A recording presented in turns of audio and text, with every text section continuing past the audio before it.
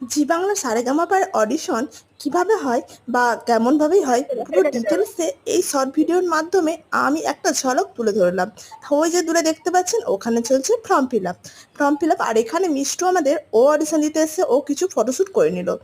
আর ওখানে form fill up হওয়ার পর আমরা ভেতরে যাব। ভেতরে কি হচ্ছে সেটাও কিন্তু এই শর্ট ভিডিওতে দেখতে পাবেন কিভাবে অডিশন হচ্ছে। এই যে লাইনে দাঁড়িয়ে আছি ভেতরে ঢোকার জন্য। কে অডিশন দেবে গানটা শুনে নিন, একদম ফাইনাল অডিশন চলছে।